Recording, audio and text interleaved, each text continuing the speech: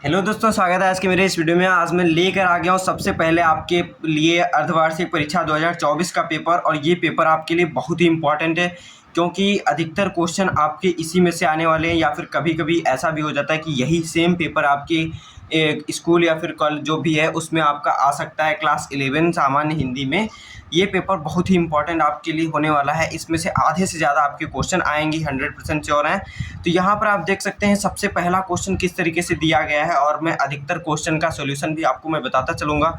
अगर आपको ऐसे ही पेपर और चाहिए या फिर आपको इस पेपर का PDF चाहिए तो उसके लिए आप प्रेप ऐप डाउनलोड कर लीजिए। उस पर आपको इसका PDF और वहाँ पर आपको और भी अन्य पेपर जो आपके आने वाले हैं या फिर अन्य सब्जेक्ट के होने वाले जो पेपर हैं या फिर आपके जो पिछले ईयर के जो पेपर हैं वो आपको डाउनलोड करने के लिए प्रेपवेव ऐप, यानी कि जो आपका यूट्यूब चैनल का नेम है उसी चैनल के नेम से आपको ये सभी पेपर आपके ऐप पर मिल जाएंगे। तो यहाँ पर आप डाउनलोड कर सकते हैं अच्छे से।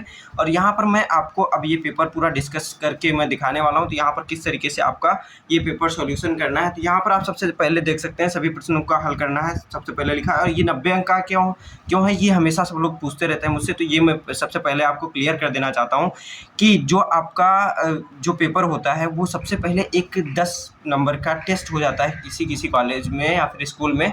तो उसका जो टेस्ट का 10 नंबर होता है वो आपके ये फाइनल एग्ज़ाम में ऐड होता है। इस वजह से ये 90 अंक का होता है ये एग्ज़ाम। यहाँ पर आप देख सकते हैं सबसे पहला क्वेश्चन दिया गया है, भारतेंदु युग से पूर्व लेखक हैं। भारतेंदु युग से पूर्व के लेखक कौन से हैं, आपको ये बताना है। तो यहाँ पर जो सदा सुखलाल हैं ये भारतेंदु युग से पूर्व के लेखक हैं। सबसे पहला ही विकल्प है, तो ये सही है आपका। फिर अब हम अगले क्वेश्चन पे बढ़ते हैं आपके।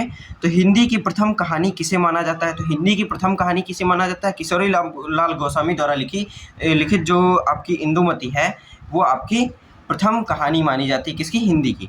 फिर आपकी यहाँ पर अगला क्वेश्चन है, यहाँ पर सरस्वती पत्रिका के संपादक हैं। तो सरस्वती पत्रिका के संपादक आप बहुत अच्छे से जानते होंगे कि आचार्य महावीर प्रसाद द्विवेदी जी हैं सरस्वती पत्रिका के संपादक। 1903 में इन्होंने इसका संपादन किया था।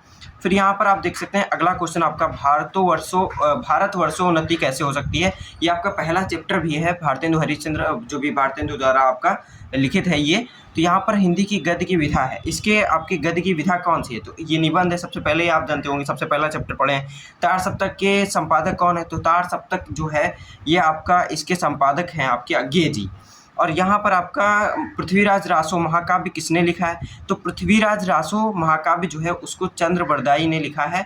चंद्र बरदाई ने, कौन, पृथ्वीराज रासो को महाकाव्य है ये, तो इसको चंद्र बरदाई ने लिखा है। फिर कौन कृष्ण भक्ति शाखा के कवि हैं, कौन कृष्ण भक्ति शाखा का कवि है। तो आप जानते होंगे कि कृष्ण भक्ति शाखा के कवि जो हैं आपके सूरदास जी हैं। बहुत अच्छा इन्होंने वात्सल्य भक्ति की है और बहुत ही अच्छा गुणगान किया है कृष्ण भक्ति शाखा में कृष्ण जी का। और फिर यहाँ पर आप अगला क्वेश्चन देख सकते हैं, हिंदी का प्रथम महाकाव्य कौन है।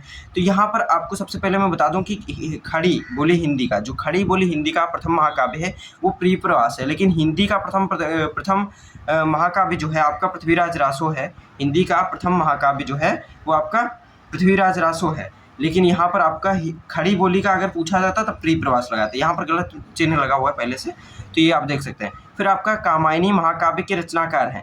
कामायनी महाकाव्य के रचनाकार कौन है ये आपको बताना है। तो कामायनी के आप बहुत अच्छे से जानते होंगे कि आपके जयशंकर प्रसाद जी हैं। इस तरीके से आप देख सकते हैं, यहाँ पर विकल्प दिया गया है जयशंकर प्रसाद जी, और आपके यही विकल्प सही हो जाता है।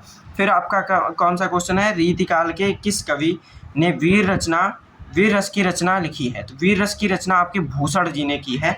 और आपको रीतिकाल के अगर कवियों का नाम याद करना है तो आप याद कर सकते हैं केशव भूषण, मतिराम बिहारी, देव पद्माकर। फिर आपका अगला क्वेश्चन यहाँ पर दिया गया है आपके, ये हिंदी गद्य खंड से आपका दिया गया है। तो ये 10 नंबर का क्वेश्चन है। यहाँ पर निम्नलिखित अवतरणों को पढ़कर उन पर आधारित प्रश्नों की उत्तर लिखिए। तो अवतरण क्या है, नीचे थोड़ा सा लिखा हुआ है, फिर अगले पेज पे है, सब उन्नतियों का मूल धर्म, इसमें सबसे पहले धर्म की उन्नति करनी है। यानी कि सभी उन्नतियों का अगर कोई मूल धर्म है तो सबसे पहले अपनी धर्म की उन्नति करनी आवश्यक होती है। ये यहाँ पर आपको बताया गया है और ये रेखांकित अंश है, यानी कि इसकी व्याख्या भी करनी है। तो इसको इसी तरीके से अपने शब्दों में जितना बढ़िया से आप समझा सकते हैं समझा दीजिए, वही आपकी इसकी व्याख्या हो जाएगी। फिर यहाँ पर आपको ये पूरा लिखा हुआ है, पूरा गद्यांश। फिर यहाँ पर आपको यहाँ पर 4 क्वेश्चन इस तरीके से पूछे गए हैं। प्रस्तुत गद्यांश का संदर्भ लिखिए। तो संदर्भ आप लिखना जानते ही हैं, जिसमें आपका लेखक का नाम और किसका नाम होता है पाठ का नाम होता है। अच्छे से आपको संदर्भ लिखना आना चाहिए। और यहाँ पर आपका रेखांकित अंश की व्याख्या कीजिए। तो रेखांकित अंश की व्याख्या उसी को बस एक लाइन है, उसको अच्छे से पढ़ के जो भी आपको हिंदी में अच्छे से समझ में आता है वही चीज़ आपको लिख देनी है। बस सही तरीके से अगर लिखेंगे तो पूरा नंबर इसमें मिलता है। आपको इसमें कुछ तैयार ही नहीं करना होता है, रटना कुछ होता ही नहीं है। ये जो आपके व्याख्या से रिलेटेड या फिर गद्य खंड से रिलेटेड जो भी क्वेश्चन आते हैं, इसमें आपको कुछ भी रटना नहीं होता है, बस समझ के आपको वही कर देना होता है जो भी दिया है। फिर आपका अगला क्वेश्चन इसी में आपका ये अगर नहीं आता है तो आप दूसरा भी कर सकते हैं। मौनरूपी व्याख्यान का महत्व इनकी इतनी बलवती है, इस तरीके से आपका ये दिया गया है। अगला भी आप कर सकते हैं, ये भी 10 नंबर का ही होता है पूरा, तो कोई भी इन दोनों में से कर सकते हैं। फिर आपका अगला क्वेश्चन आ जाता है चौथा नंबर, निम्नलिखित पद्यांशों को पढ़कर उन पर आधारित प्रश्नों के उत्तर दीजिए। तो आपका पद्यांश पहला कौन सा है? जब मैं था तब हरि नहीं, अब हरि है मैं नहीं, सब अंधियारा मिट गया जब दीपक देखा माही। तो ये प्रस्तुत पद्यांश के पाठ और कवि का नाम लिखना है। तो सीधे इसमें आपका पाठ का नाम हेडिंग डाल देंगे और कवि का नाम हेडिंग डाल के आगे आपका नाम लिख देंगे जो भी है। फिर यहाँ पर आपका रेखांकित अंश की व्याख्या कीजिए। तो सब अंधियारा मिट गया जब दीपक देखा माही। तो ये कवि कहना चाहते हैं कि सारा अंधियारा मिट गया जब उन्होंने दीपक देखा। किस चीज़ का? ज्ञान रूपी जब प्रकाश का, दीपक का प्रकाश देखा, यानी कि ज्ञान रूपी जब प्रकाश उन पर पड़ा तो उनके आँखों का जो सारा अंधियारा था, यानी कि जो भी ज्ञान रूपी अंधियारा था वो सारा मिट गया। तो इस तरीके से ये हो गया इसकी व्याख्या रेखांकित अंश की। फिर यहाँ पर कवि को प्रभु की प्राप्ति कब हुई? तो जब उन्होंने ज्ञान रूपी दीपक का प्रकाश उन पर जब पड़ता है तब उनके सारा अंधियारा मिट जाता है और उन्हें ज्ञान की प्राप्ति हो जाती है। ये इस तरीके से आप लिख सकते हैं। और कब हुई? जब उनके अंदर अहंकार हटा, यानी कि जब अहंकार था तब हरि नहीं थी, यानी ज्ञान रूपी प्रकाश नहीं था उनके पास, और जब हरि हैं तब उनके पास अहंकार नहीं रह गया। तो इस तरीके से कारण सहित आप बता सकते हैं अच्छे से। फिर प्रस्तुत दोहे का प्रसंग स्पष्ट कीजिए। तो प्रस्तुत दोहे में वही मतलब कि गुरु या फिर ईश्वर की प्रार्थना या फिर उसकी भक्ति की गई है ना, या फिर उसका गुणगान की व्याख्या की गई है। इस तरीके से आप बता सकते हैं, प्रसंग लिख सकते हैं। कवि का ज्ञान रूपी अंधकार, ज्ञान रूपी नहीं अज्ञान रूपी अंधकार होगा। अज्ञान रूपी अंधकार किस प्रकार दूर हो गया? तो अज्ञान रूपी अंधकार, जब ज्ञान रूपी दीपक को उन्होंने देखा तब उनका अंधकार रूपी यानी अज्ञान रूपी अंधकार मिट गया। तो इस तरीके से आप यहाँ पर लिख सकते हैं। फिर आपका ये नहीं आता है अगर तो अगला कर सकते हैं। इतनी देर में बताइए 10 मिनट मतलब 10 नंबर का क्वेश्चन आपका सॉल्व हो सकता है अच्छे से। उसको आपको बस लिखने की ट्रिक अच्छे से पता होनी चाहिए। अगर आपको नहीं पता है तो उसके लिए आप कमेंट करिए, मैं अच्छे से अच्छे तरीके से लिख करके आपके लिए प्रस्तुत करूँगा। और उसको आप देख करके अगर उसी तरीके से लिखना सीख लेते हैं तो आपको पूरे के पूरे नंबर देने से कोई नहीं रोक सकता, मिलने से कोई नहीं रोक सकता। फिर यहाँ पर आपका अगले का ये क्वेश्चन है उसमें के फिर 5वां क्वेश्चन यहाँ पर दिया गया है, निम्नलिखित लेखकों में से किसी एक का साहित्यिक परिचय देते हुए उनकी कृतियों का पर प्रकाश डालिए। तो उनकी कृतियों पर प्रकाश डालना है, यानी कि उनकी रचनाएं भी लिखनी है और उनका साहित्यिक परिचय लिखना है। तो साहित्यिक परिचय आपको ज़्यादा बड़ा नहीं लिखना होता है, बहुत छोटा ही लिखना होता है और उसमें आपको एक क्रम बनाना पड़ता है। जैसे कि एक सबसे पहले आप देखे होंगे जो संक्षिप्त परिचय होता है उसको लिखने का एक तरीका सबसे पहले ढंग तैयार करिए कि संक्षिप्त परिचय जरूर लिखिए। उसके बाद आपको साहित्यिक परिचय थोड़ा सा देते हुए, उनका जीवन परिचय देते हुए आपको उनकी साहित्यिक गतिविधियों के बारे में बता देना होता है। छोटा सा ही लिखिए, बड़ा ज़्यादा मत करने की कोशिश कीजिए कि 3-4 पेज में, 2 पन्ने या फिर 1.5 पन्ने। 2 पन्ने तो बहुत ज़्यादा हो गया, 1.5 पन्ने या फिर 1 पन्ने में हो जाता है तो कर दीजिए।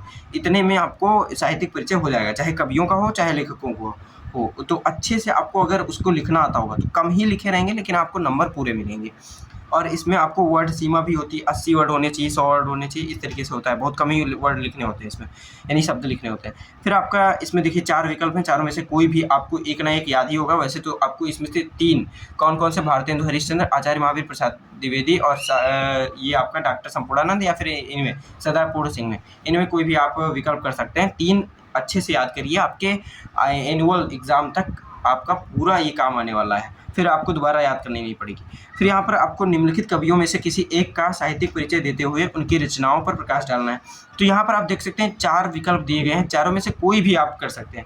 यहाँ पर इंपॉर्टेंट आपके तुलसीदास, भूषण नहीं इंपॉर्टेंट है। यहाँ पर आपके ये जो पहले तीनों कवि हैं ये बहुत इंपॉर्टेंट है, ये तीनों को आपको रट लीजिए। भूषण का बहुत कम पूछा जाता है, रेयर चांस में, तो पूछ लिया गया है, इसका कोई वो मतलब नहीं है। 5 नंबर का है, 3 में से कोई एक कर दीजिए, आपका हो ही जाएगा 5 नंबर। फिर बलिदान अथवा आकाशदीप कहानी, बलिदान कहानी बहुत इंपॉर्टेंट है और ये कहानी बड़े इंटरेस्टिंग है। आप अगर एक बार पढ़ते हैं तो पूरा मतलब दिल आपका भीग जाएगा। इस तरीके से इतना समझ लीजिए। आन का मान नाटक भी बहुत बढ़िया है और इसका उद्देश्य आप अच्छे से समझा सकते हैं। अगर कहानी एक बार पढ़ लेते हैं, आपका नाटक अगर एक बार पढ़ लेते हैं तो आसानी से आपको ये समझ में आ जाने वाला है। फिर आपका यहाँ पर है निम्नलिखित अवतरणों का संदर्भ सहित हिंदी में अनुवाद कीजिए। तो हिंदी में अनुवाद करना है, इस डायरेक्ट संदर्भ लिखना है और बाद में हिंदी में अनुवाद कर देना है। अगर आपको ये संस्कृत जो दिया गया है, संस्कृत अवतरण, इसका आपको हिंदी में अनुवाद करना नहीं आता है और आपको इसका अनुवाद कहीं मिल नहीं रहा है, तो आप गूगल ट्रांसलेटर में डायरेक्ट संस्कृत टू हिंदी आप ट्रांसलेट कर सकते हैं, या फिर डायरेक्ट लगा दीजिए हिंदी ट्रांसलेट, ऑटो डिटेक्ट करेगा कि संस्कृत है, इसको हिंदी में ट्रांसलेट करके आपको दिखा देगा। तो वहाँ से आप हिंदी में ट्रांसलेट करके देख सकते हैं और पेपर के समय तक आप अच्छे से अपनी तैयारी कर सकते हैं।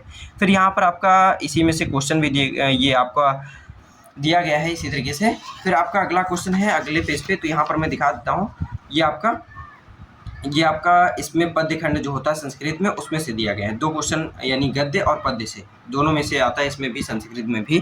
फिर आपका ऊपर दिया गया है निम्नलिखित मुहावरों में लोकोक्तियों में से किसी एक का अर्थ लिखते हुए वाक्य प्रयोग कीजिए। यानी आपको 4 दे दिए गए, उसमें से किसी एक का अर्थ लिखते हुए उसका वाक्य प्रयोग कर लेना है। अंधे की लाठी आप जानते ही हैं, एकमात्र सहारा होना, और ये आप बता सकते हैं कि जो कोई बूढ़ा बुजुर्ग है या फिर मतलब किसी के पिता हैं, राहुल के पिता का कोई नहीं बचता है, उसका केवल एक लड़का होता है, तो वही उनके मतलब राहुल अपने पिता के लिए एकमात्र सहारा यानी कि अंधे की लाठी के समान है। इस तरीके से आप बता देंगे। फिर आँख का तारा अत्यंत प्रिय होना, माँ के लिए राहुल अपना मतलब आँख का तारा है, इस तरीके से आप बता सकते हैं। ईंट का ईंट बजाना यानी कि टक्कर का जवाब देना है ना। फिर एक पंथ दो काज, एक पंथ यानी एक रास्ते पे जाते हुए दो कार्य कर लेना या फिर 2 से अधिक कार्य कर लेना, ये एक मुहावरा हो जाता है। जैसे कि राहुल पढ़ने जाता है लेकिन उधर ही वो अपना काम के लिए यानी कोचिंग पढ़ने भी साथ में चला जाता है। तो एक पंथ यानी एक ही बार गया लेकिन वहाँ पर कोचिंग भी पढ़ के आया और कॉलेज में यानी स्कूल में भी पढ़ के आया, तो एक पंथ दो काज हो जाते हैं इस तरीके से। फिर आपका निम्नलिखित शब्दों में संधि विच्छेद के सही विकल्प का चयन लिखिए। तो यहाँ पर आपका संधि विच्छेद करना है। तो यहाँ पर हिमालय लिखा हुआ है, का संधि विच्छेद क्या होगा? हिम धन आलय, ये पहला वाला ही हो जाता है। विद्या धन अर्थी होता है, विद्या धन अर्थी, ये वाला हो जाएगा। फिर इसी तरीके से आपका उपेंद्र, तो उपधन इंद्र हो जाएगा, उपधन इंद्र, ये वाला आपका हो जाएगा।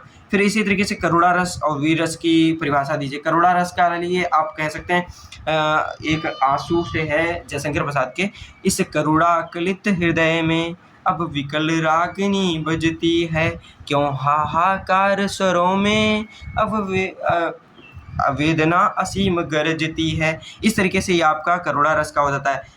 उदाहरण और परिभाषा इसका आप अच्छे से याद कर लीजिए, एक बार बस याद करनी होती है, पूरे मतलब आप 11th में याद करेंगे 12th तक वही काम करेगा। फिर वीर रस, मैं सत्य कहता हूँ सखे सुकुमार मत जानो मुझे, और की तो बात मतलब ये मैं सत्य कहता हूँ सखे सुकुमार मत जानो मुझे, और यहाँ पर यमराज से भी युद्ध में सदा प्रस्तुत मानो मुझे, और की तो बात क्या गर्व मैं करता नहीं, मामा तथा निजतात से भी समर में डरता नहीं। इस तरीके से वीर रस का। अनुप्रास रस का क्या लिख सकते हैं? अनुप्रास यानी किसी वर्ड की आवृत्ति बार बार होनी चाहिए, ये परिभाषा हो गया आपका। तो रघुपति राघव राजा राम, इसमें रा वर्ड की आवृत्ति हुई तो अनुप्रास हो गया। उपमा क्या? किसी वस्तु की मतलब किसी चीज़ की और किसी अन्य चीज़ से तुलना करना क्या हो जाता है? उपमा अलंकार हो जाता है। पीपर पात सरिस मनरोला, इस तरीके से उपमा अलंकार का हो जाता है। दोहा क्या है? दोहा कागा काको धन हरे, कोयल काको दे, मीठे वचन सुनाई कर जग अपनों कर ले। इस तरीके से आपको इसका उदाहरण, चौपाई का उदाहरण ये आप हो जाता है। बंधव गुरुपद पद्म परागा, सुरिच सुभाष सरिस अनुरागा, अमी मुरिमय चूरन चारु समन सकल भय परिवारों। इस तरीके से आपका चौपाई का भी उदाहरण हो जाता है। बहुत आसान है ये सब, एक बार बस याद कर लीजिए, हमेशा काम आता है। देखिए मैं 12th में पढ़ा था, अभी तक मुझे याद है यहाँ पर। तो इस तरीके से फिर आपका इंटरमीडिएट कॉलेज के प्रबंधक को लिपिक के रिक्त पद हेतु नियुक्ति के लिए एक प्रार्थना पत्र लिखना है। ये भी बहुत आसान है, एक बार बस फॉर्मेट देख लीजिए, उसके अनुसार कुछ भी दे दे, आपको कुछ भी दे दे। जैसे यहाँ पर नालियों की सड़कों की सफाई हेतु व्यवस्था के अधिकारी की शिकायत कर, मतलब एक बार बस फॉर्मेट आप अच्छे से समझ लीजिए, उस पर फिर कुछ भी दे दे, आप कहीं भी हों कहीं भी बैंक में भी कोई कागज़ लिखना है, एप्लीकेशन देना है, तुरंत आप लिख सकते हैं, बस एक बार देखना है आपको। और वो अगर आपको फॉर्मेट नहीं पता है तो अच्छे से आप बताइए कमेंट में, उसको कहिए मैं आपके लिए कंप्लीट उसका सॉल्यूशन मैं लेकर आऊँगा, और कहिए तो इस पेपर का भी कंप्लीट सॉल्यूशन लेकर आऊँगा।